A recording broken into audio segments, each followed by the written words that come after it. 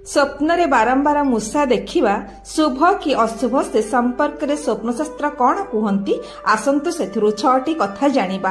प्रथमतः मूषा छुआ को स्वप्न रे देखिबार अर्थ यह अत्यंत शुभ संकेत देइथाए। एभली स्वप्न जीवन रे सुधार आनिथाए, धन लाभर संकेत दिए, गणेशंकर विशेष कृपा प्राप्ति अछि बोली मध्य जणा जाए। द्वितीय रे जदि आपण स्वप्न रे मूषा को धरिबार स्वप्न देखुछंती तेबे ताहार अर्थ हेउछि आपणकर कौनसी समस्यार समाधान शीघ्र मिल जिवो। तृतीय रे जदि आपण स्वप्न रे मृत मूषा को देखुछंती ताहले ताहा मध्य अत्यंत शुभ अटे। एभली स्वप्न भविष्यत रे कौनसी समस्या रे आपणकर विजय हेबार संकेत देइथाए।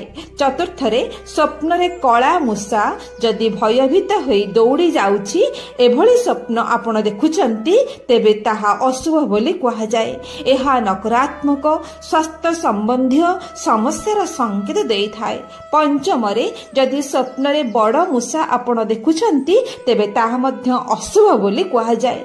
कोनोसी अंतरंग व्यक्ति आपणको धोखा देबो एहा ताहा सूचाई थाए। मूषा पल्लंकु जदि आपण स्वप्न रे देखुछंती तेबे ताहा अत्यंत अशुभ बोली जणा जाए।